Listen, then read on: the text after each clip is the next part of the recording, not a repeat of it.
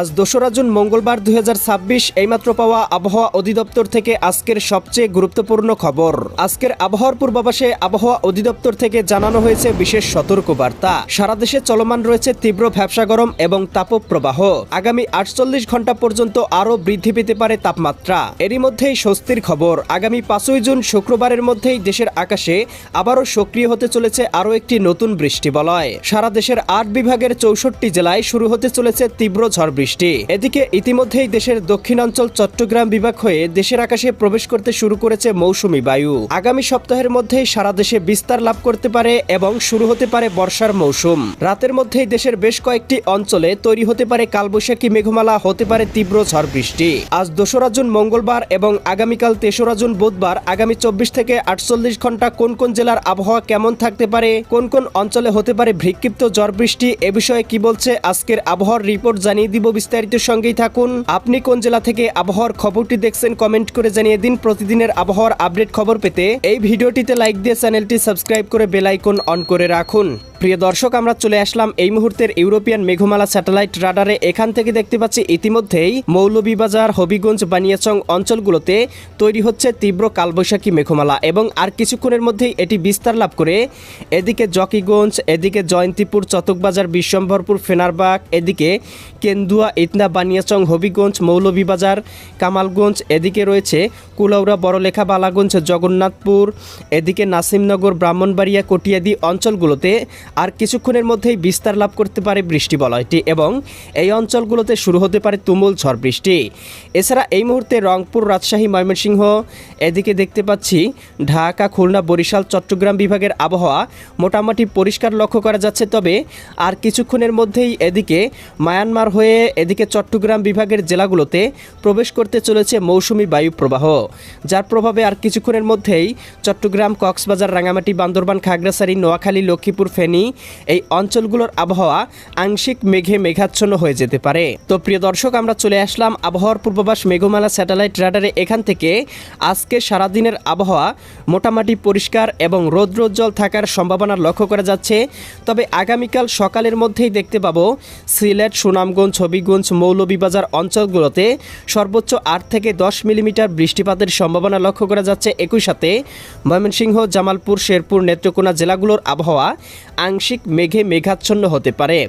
সেই সাথে ভারতের কুমারঘাট, ধর্মনগর, আমবাসা এই অঞ্চলগুলোতেও দু একটি স্থানে হালকা পরিসরে বৃষ্টিপাত হতে পারে। এছাড়াও চট্টগ্রাম, বরিশাল, খুলনা বিভাগের উপকূলবর্তী অঞ্চলগুলোতে আংশিক মেঘে মেঘাচ্ছন্ন থাকতে পারে মৌসুমি বায়ুর প্রভাবে।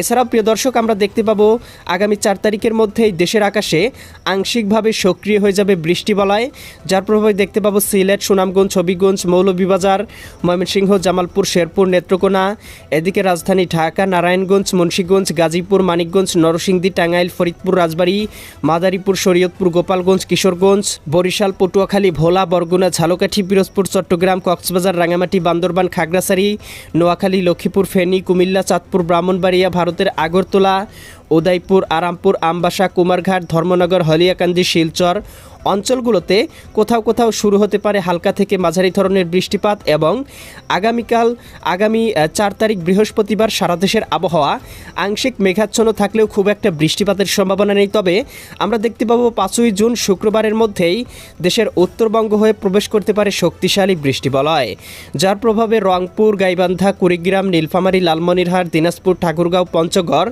এই জেলাগুলোতে সর্বোচ্চ ২০ থেকে ৩০ মিলিমিটার বৃষ্টিপাত হতে পারে। এছাড়াও দেখতে পাবো এদিকে চররাজিপুর, বাহাদুরবাদ, নলিতাবাড়ি, জামালপুর, সরিষাবাড়ি, জলছত্র, ময়মনসিংহ, ত্রিশাল, কেন্দুয়া, কালিহাতি, এদিকে রয়েছে নেত্রকোনা, বিশ্বম্ভরপুর, চতকবাজার, এদিকে সিলেট, জকিগঞ্জ, জয়ন্তীপুর, চারখাই, এদিকে বড়লেখা, বালাগঞ্জ, জগন্নাথপুর, কুলাউড়া, মৌলভীবাজার, কামালগঞ্জ, হবিগঞ্জ, বানিয়াচং, ইতনা অঞ্চলগুলোতেও হালকা পরিসরে বৃষ্টিপাত হতে পারে।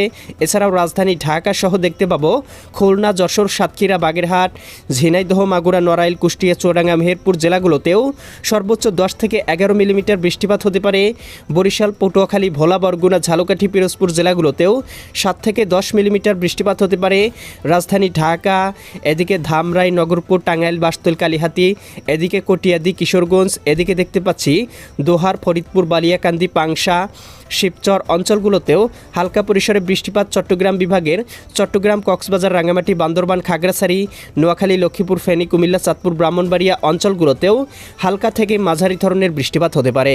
উপগ্রহ স্যাটেলাইট চিত্র থেকে দেখতে পাচ্ছি সারা দেশের 8 বিভাগের 64 জেলাতেই বিস্তার লাভ করতে পারে বৃষ্টিবলয়টি, যার প্রভাবে সারা দেশেই হালকা থেকে মাঝারি ধরনের বৃষ্টিপাত হতে পারে। প্রিয় দর্শক, আমরা চলে আসলাম তাপমাত্রা পূর্বাভাস স্যাটেলাইট রাডারে। এখান থেকে দেখতে পাচ্ছি আগামীকালকের মধ্যে তাপমাত্রা আরও বৃদ্ধি পেতে পারে।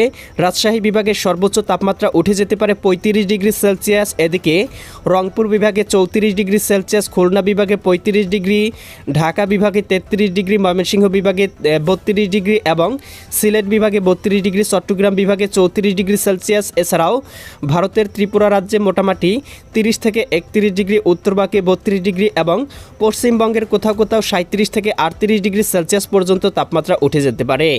এছাড়াও প্রিয় দর্শক, আমরা দেখতে পাবো আগামী 48 ঘন্টা পর্যন্ত কিন্তু সারা দেশে তাপমাত্রা আরও বৃদ্ধি পেতে পারে।